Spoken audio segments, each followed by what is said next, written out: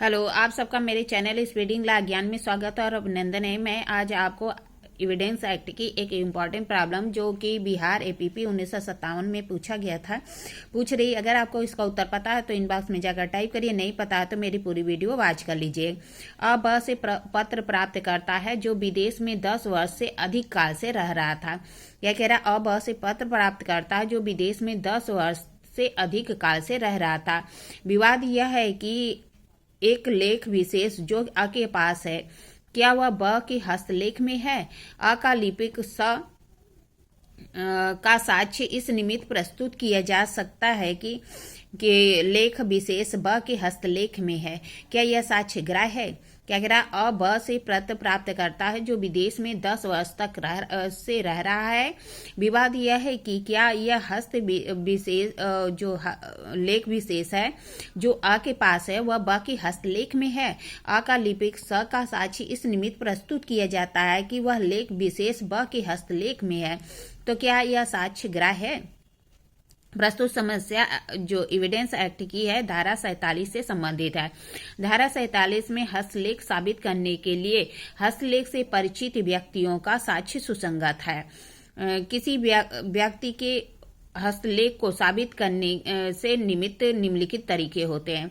क्या कह रहा है कि ये जो समस्या है एविडेंस एक्ट की धारा 47 से संबंधित है। 47 में हस्तलेख को साबित करने के लिए हस्तलेख से परिचित व्यक्ति का साक्ष्य सुसंगत होता है। ऐसे व्यक्ति के हस्तलेख को साबित करने के लिए निम्नलिखित तरीके हैं। क्या तो इम्पॉर्टेंट है, ये देख लीजिए कि स्वयं लेखक का परिसाक्ष्य द्वारा, स्वयं लेखक के साक्ष्य द्वारा, या फिर अनुप्रमाणित साक्षी द्वारा, जो अनुप्रमाणन साक्षी है उसके द्वारा, विशेषज्ञ की राय द्वारा, विशेषज्ञ की राय द्वारा, या ऐसे व्यक्ति के साक्ष्य द्वारा जो कि हस्तलेख से परिचित है, या न्यायालय द्वारा तुलना करके, या जो लेख की स्वीकृति द्वारा, लेखक की स्वीकृति द्वारा, या अन्य परिस्थिति जन्य साक्ष्य के आधार पर।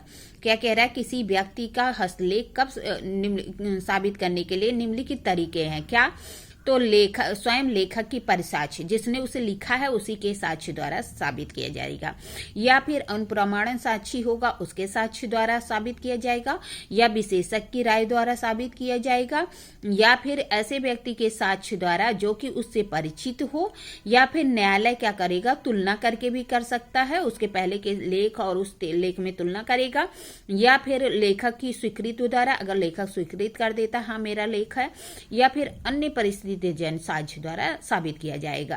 प्रस्तुत समस्या हस्तलेख से परिचित व्यक्ति के संबंध में है, जिसके संबंध में प्रावधान धारा 47 में दिया गया है।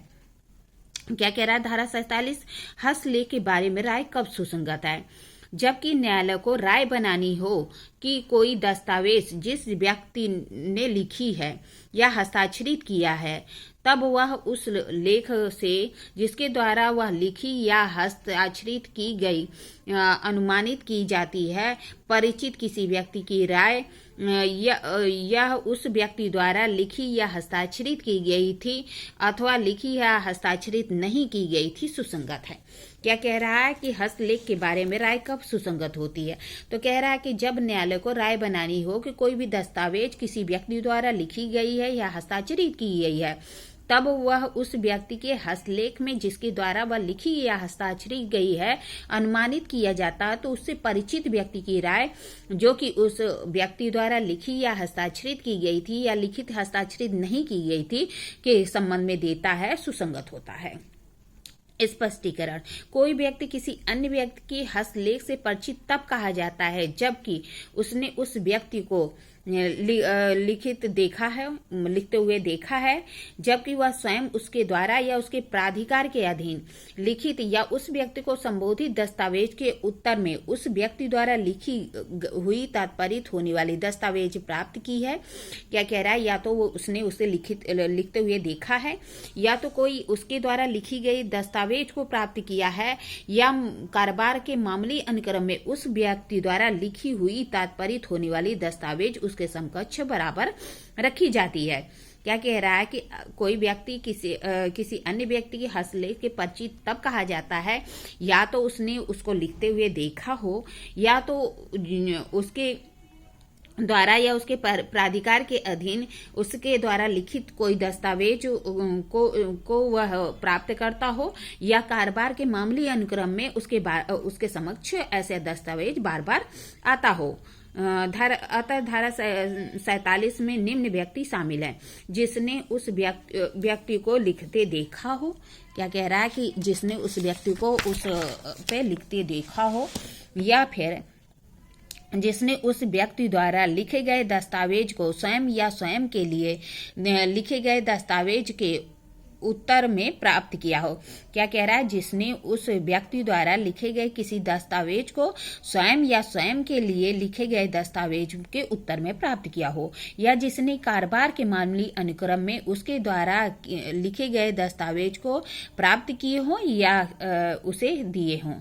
क्या कह रहा है कि या तो उसने लिखते हुए देखा हो, या तो उसने लिखे गए दस्तावेज को स्वयं के लिए या स्वयं के लिए लिखे गए दस्तावेज के रूप में प्राप्त किया हो, या कारोबार के मामूली अनुक्रम में उसके द्वारा लिखे गए दस्तावेज को प्राप्त किए हो या उसे दिए हो। कह रहा प्रस्तुत समस्या में ब से पत्र प्राप्त करता है जो कि विदेश में 10 साल से अधिक रह रहा है।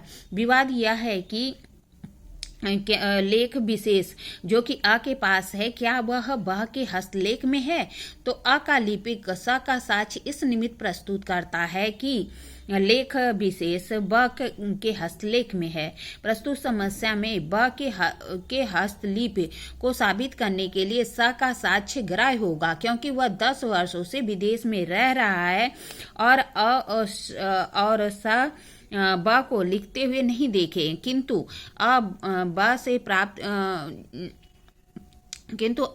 से जो पत्र प्राप्त करता है वह कारोबार के मामूली अनुक्रम में है। स अ का लिपिक है, उसका कार्य अ के पत्रों को सामान्य क्रम में रखना है, इसलिए स भी ब के हस्तलेख से परिचित व्यक्ति माना जाएगा। यदि अ को ब ने व्यक्तिगत पत्र लिखा है तो अ ही मात्र हस्तलेख परिचित माना जाएगा, स नहीं, क्योंकि स का कार्य उन व्यक्तिगत पत्रों के कारोबार के मामूली अनुक्रम में रखना नहीं है। अतः स का साक्ष्य हस्तलेख से परिचित होने के कारण धारा 47 के अंतर्गत सुसंगत होगा। इस तरह मैंने आपको प्रॉब्लम बताई, प्रॉब्लम का सॉल्यूशन बताया। ऐसी अच्छी प्रॉब्लम के लिए मेरा चैनल सब्सक्राइब करिए, लाइक करिए, कमेंट करिए, शेयर करिए। ठीक है, धन्यवाद, थैंक यू।